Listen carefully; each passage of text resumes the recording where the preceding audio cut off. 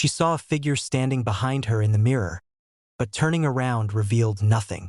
At first, she told herself it was a trick of exhaustion.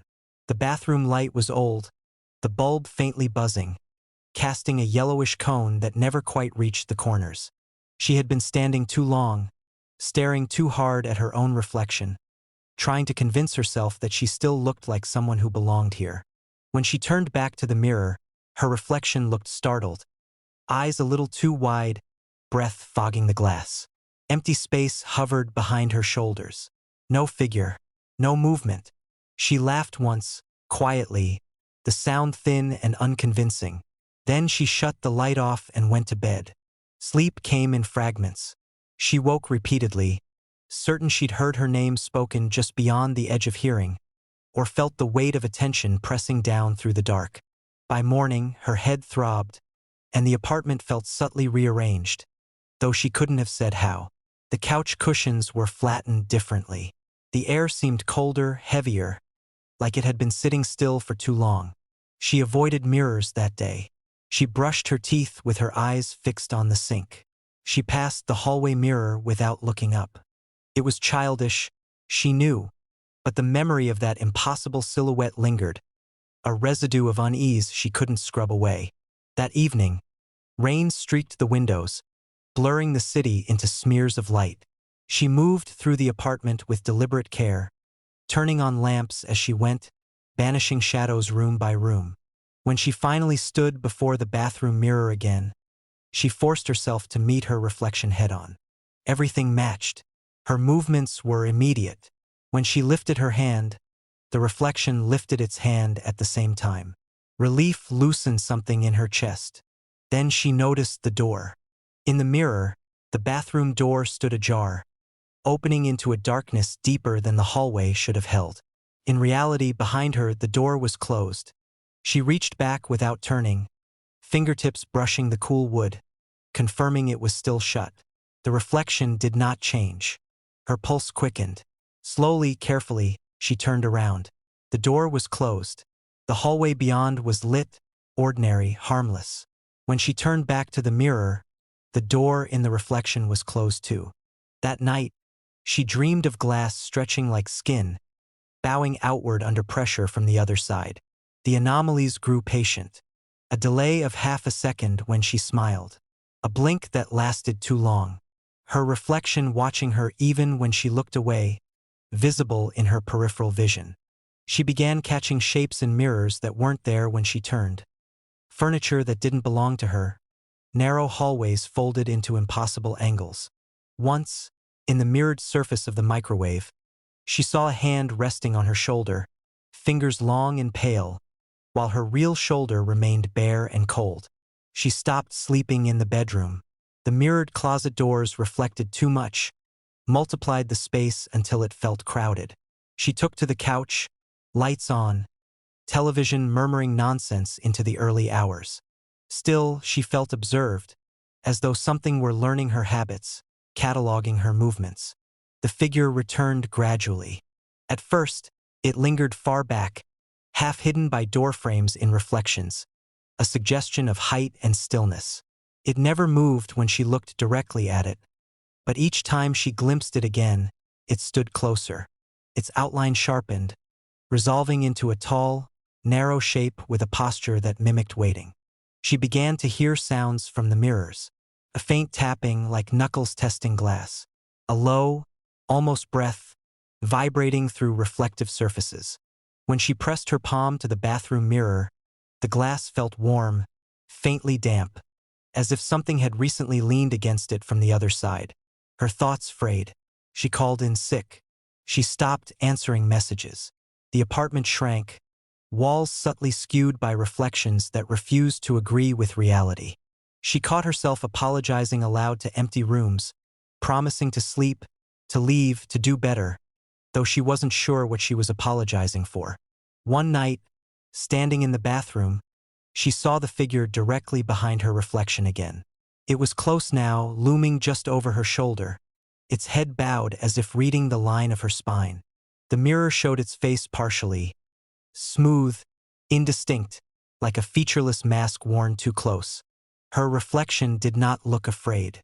That was the moment she understood something was wrong. She raised her hand. Her reflection's hand rose a beat later. She turned around. Nothing. When she faced the mirror again, the figure had moved closer still, so near she could see the suggestion of eyes where eyes should be. The tapping came again, this time from inside the glass, rhythmic, intentional. "You can stop," she whispered. "I see you." Her reflection smiled without her permission. The lights flickered. The apartment hummed, a low resonance vibrating through pipes and walls. The mirror rippled, the surface warping outward as if pushed by an unseen pressure. The figure leaned forward, and the glass bowed toward her, stretching but not breaking. A cold sensation slid across her shoulders, the exact shape of hands settling into place. She screamed and staggered back, colliding with the sink. The mirror steadied. The figure was gone. Her reflection was hers again, terrified, pale, real. She didn't stay. She grabbed her keys, fled into the rain, and didn't return. Weeks later, in a friend's guest bathroom, she avoided the mirror out of habit. But one morning, half awake, she glanced up without thinking. Her reflection stood alone. Behind it, the bathroom door was closed. She turned around. The door was open. When she faced the mirror again, the reflection was still staring forward, eyes calm, expectant, as the figure stepped into place behind it, wearing her face while she stood on the wrong side of the glass, finally realizing the mirror had never been watching her at all. The kitchen chair scraped across the floor as if someone had pulled it out. The sound was unmistakable, wood dragging against tile, slow and deliberate, ending with a soft, hollow knock as the chair's legs settled. It came from the kitchen, just beyond the narrow hallway, at a moment when the apartment had otherwise gone still. No music, no running water, just the hum of the refrigerator and the low electrical whine of the lights. I froze on the couch, remote loose in my hand. For a few seconds, I didn't breathe.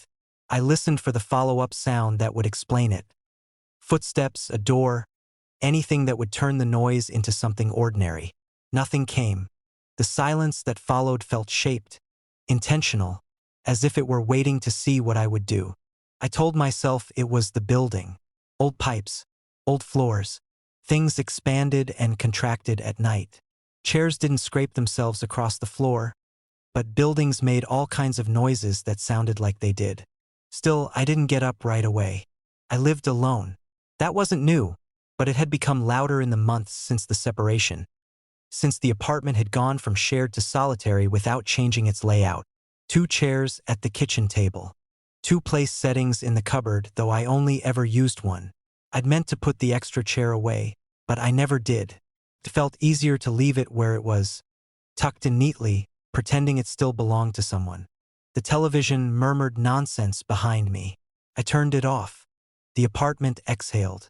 I stood slowly, half expecting the chair to scrape again the moment I put weight on my feet. Didn't. The hallway light flickered as I passed beneath it, casting long shadows that made the space feel narrower than it was. When I reached the kitchen doorway, I stopped. 1 chair was pulled out from the table. Not far, just enough to suggest use. The other chair remained tucked in, aligned perfectly, its back flush with the table edge. The asymmetry bothered me more than the movement itself. It looked intentional, considered. I checked the floor for marks, some sign I'd bumped it earlier without noticing. The tile was clean, no fresh scuffs, no dust disturbed. "You're tired," I said aloud, testing the sound of my voice in the room. Came back to me flat and small.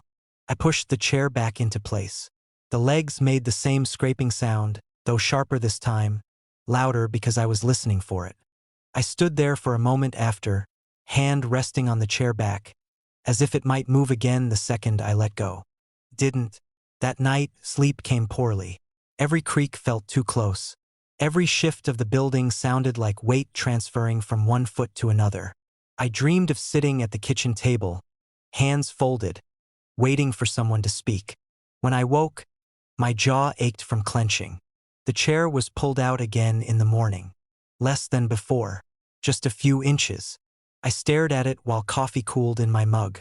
I replayed the previous night in my head, searching for gaps. Moments where I could have moved it myself and forgotten. There were none. The memory of pushing it in was clear. The scrape, the resistance, the final solid stop. I pushed it back again. Harder this time until the legs knocked softly against tile. I considered taking the chair out of the kitchen entirely, folding it, leaning it against the wall. The thought made something in my chest tighten. Removing it felt like admitting the problem was real. By the third night, the sounds had multiplied. Footsteps in the living room after I'd gone to bed, slow, measured, stopping when I held my breath. The bathroom door standing open when I was certain I'd closed it. Objects rotated just slightly. A mug handle turned inward, a book angled away from the edge of the table where I always left it square. And always the chair. Sometimes it was pulled out. Sometimes it was angled, as if someone had turned it to face the room. Once I found it closer to the counter, positioned so it looked directly down the hallway toward the bedroom. The feeling of being watched settled in low and constant, like a pressure behind my eyes.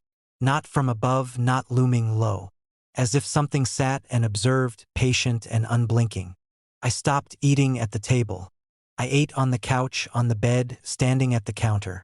I avoided the kitchen when I could, keeping lights on in other rooms, letting the space fall into shadow. The chair remained visible from the hallway, a dark shape that seemed to anchor the room around it. One evening, while brushing my teeth, I heard the scrape again. This time it didn't stop. The sound continued in short bursts, drag, pause, drag, as if the chair were being adjusted. I stood at the sink, toothpaste foaming uselessly in my mouth, listening to the careful repositioning of furniture in an empty room.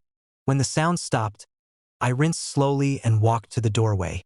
The chair had been turned to face the sink. I laughed then, sharp and brittle. "This isn't funny," I said, though I couldn't have said who I was addressing. The apartment felt heavier after that.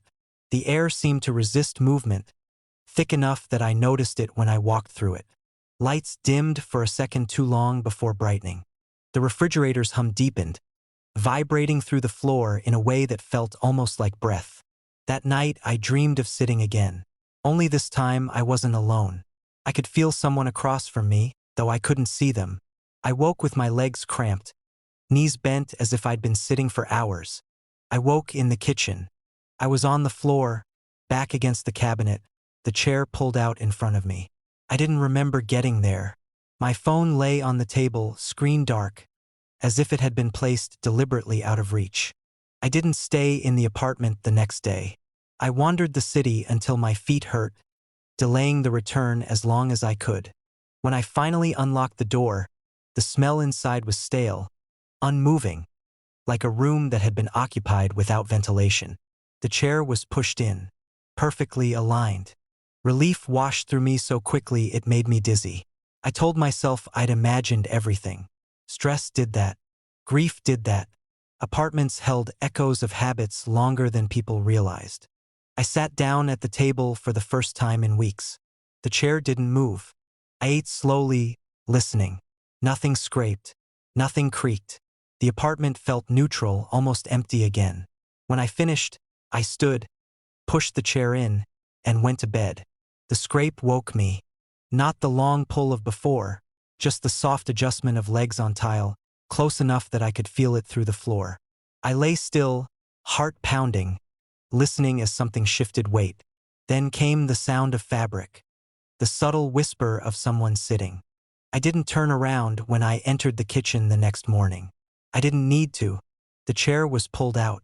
Another chair, one I didn't own, sat opposite it, angled just slightly toward the first.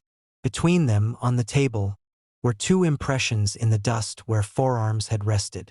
I understood then, with a clarity that felt cruel in its simplicity. The chair had never been moving for me. It had been making room. And whatever had been waiting was patient enough to keep sitting there. Every night, practicing the sound of pulling out a chair, until I finally joined it.